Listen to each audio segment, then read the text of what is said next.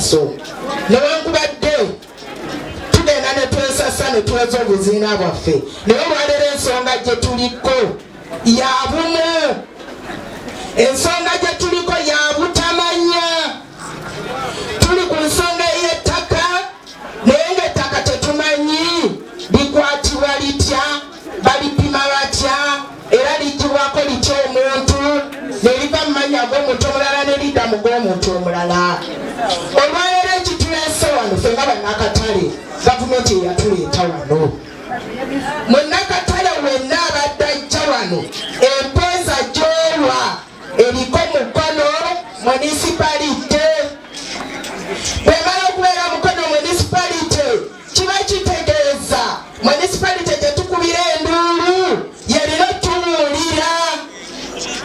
Mutudde wano mutuddewo ku lwa munisipalite, yensonga lwaki abasirikale be tulaba wano ba enforcement ya munisipalite. Town agent gwe tulina wano wa Mukono munisipalite.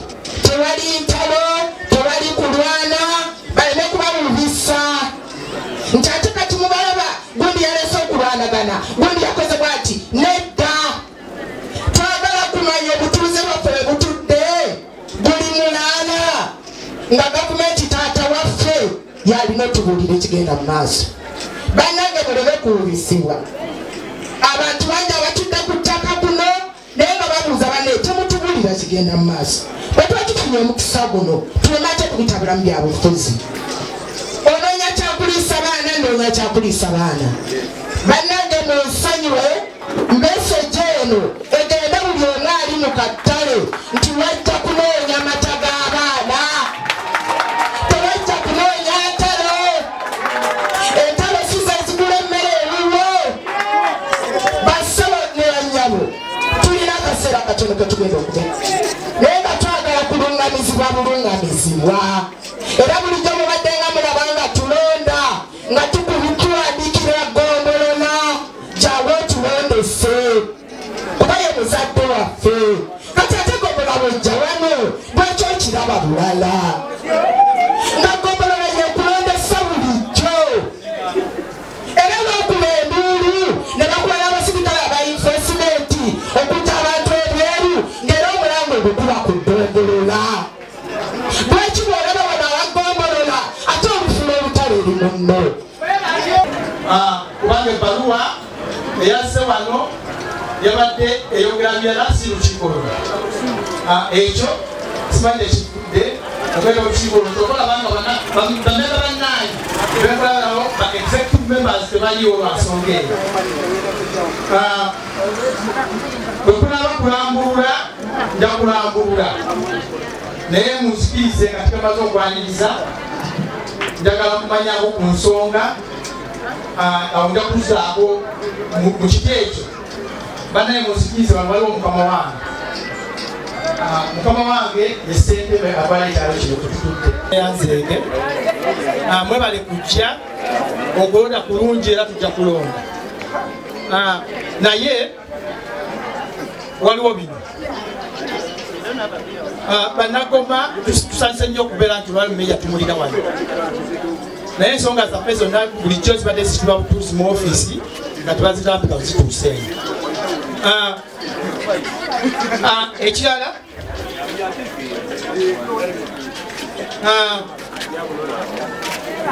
aba wano bwe batutunulira ebintu ebikwata ku ttaka lya Katale kino waliwo kibasalambuludde bulungi. Goma omwami Kiyuba Samusoni yeyawaayo ettaka lyaffe yali wagombolola. Ekikuleese kwe kulaba nti mumukakkala emirimu gyammwe wakati mu mbeera etambula.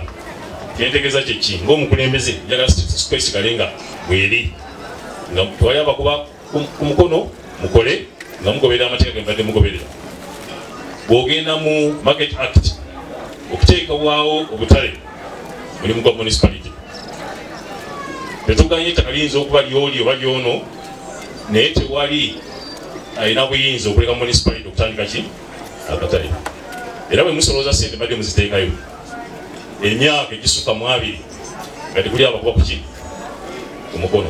Ekyo nkibeebaza mu mbeera eno etawumya nnakabululu ne mugumiikiriza netugumiikiriza twali tetutudde era sagala muganye twali tetufaayo naye amateeka gaba mateeka twali tulina okugoberera mwenkulidde ate era wenvudde okufuuka omukulembeze ate era wentwala kale olw'ensonga eyo amazima gali nti obukulembeze bwadde butwaliddwa mu ngeri tategerekeka kiba twagezako okusaba abakulu abo fe enkola yandibadde entuufu gavumenti yandibadde etwanjulira abakulu abo kabanga be bannannyini abaki abatuufu so bo kujja bokka ne batandika okweyogera nti kofe bannannyini era eno ofiisi yaffe mutandika okuleeta eki amannya gammwe tubawandiike n'okubasalira ensimbi naye ng'abantu bazimba emidaala obutale babuteekamu ssente obuyumba bwa katale okubuzimba bakozesa nsimbi zaabwe naye kuba obeera ogamba nti namwadde bw'obupangiza temuddamu kusasula mulina kujja kulipooti gene mu ofiisi yaffe enkola eti yali nkya ntuufu buzibu obutubadde tulina mu katale ako nga waliwo agamba nti yenannyini ttaka naye bwe yali ajja okweyanjula teyaleeta yadde ekiwandiiko ekimu yadde akapapula akamu wabula ayogera bwogezi nga yeyita gongobe abala bayita simayi fayimire yiga tebitegereka buki bulungi ndikubati twafuna kiwandiiko kyonna ffe ng'abasuubuzi ekitulambika nti azze mu katale kaffe yaani wabula okugenda mu maaso okulaba nga agenda maakinga ebizimbe n'okukola maapu ey'okumenya akatale ekitanye kyammwe ekyobuweereza ku bukulembeze kyaggwako nga 2016 Neither the municipality nor any other authority has conducted elections. Era mu kaseera ako tewali wa municipality oba omulala yenna obuyinza akoze enteekateeka kuddawo kulonda to renew your mandate oba okuzza obujja obukulembeze bwabwe. You have also been operating without any sort of constitution or rules and regulation for the Vendors Association. Era mbadde mukakkalabiza emirimu gyammwe nga tewali ssemateeka oba amateeka agabatangira nokubakugira ng'ekibiina ekyo ekyogeddwako. Therefore, n'olw'ensonga eyo all the decisions that you have been taking or documents you have been endorsing are all nullity in law. Ensonga zonna ze mbadde mukwatako mu mateeka olw'okuba tembadde nabiri biruŋŋamya mu mateeka biba tebissibwamu kitiibwa era nga tebiggusa nsonga mu mateeka. The municipality will soon with all vendors. N'olwekyo obukulembeze bwa municipality nammwe abakakkalabiza mu emirimu amangu ddala come up with the proposed constitution bajja kuteekawo okubaga which will be approved by the vendors, ssemateeka eyo gwe banaabaleetera mu mukakase, including setting up interim management committee n'okuteekawo olukiiko olw'ekiseera which will register the name and approve constitution. olwo lunaluŋŋamya n'okuwandiika n'okugobera emisoso okulaba nti ekibiina kyammwe kiwandiisibwa mu mateeka. Rules and regulations of the market. N'amateeka ago ganaaba gakoleddwa okuŋŋamya akatale kano. This is therefore to direct you n'olw'ensonga eyo embaluwezze to hand over office to the area town agent Mr. Kuma Samuel. Basaba mwabadde baddukanya mu kaseera kano okuwa ofiisi omukozi wa gavumenti gwe bayita town agent Kuma Samuel abagirawo ebirimirife abagirawo. The handover should be accompanied by a detailed report and accountability.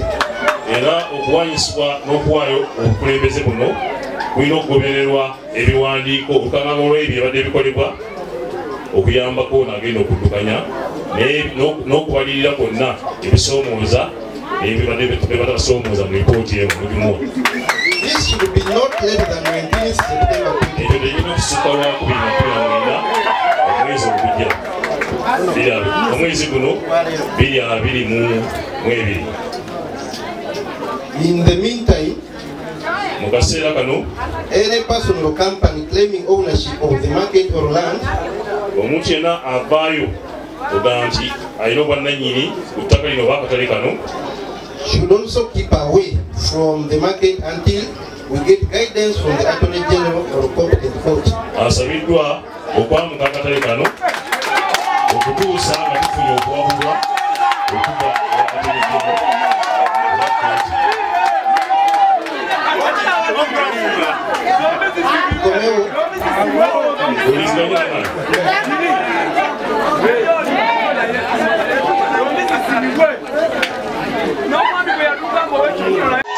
Banange twebaza Katonda olw'ekiteeso Mukama mulungi ekiseera kyonna. Mwebale nnyo bannange, Mukama essaala z'abanaku aziwulira. Mwebale nnyo, mwebalire ddala. Ate era tetuzikiza. Bannange twagala gavumenti olabeeremu okujja abantu ku nguudo negamba terina webateeka. Badde mukolera Katale okutambula ne Komadi muzima kabuyonge nabuddeshi ese ne muziwaayo ani abadde abataataganya mukola ebintu ebyo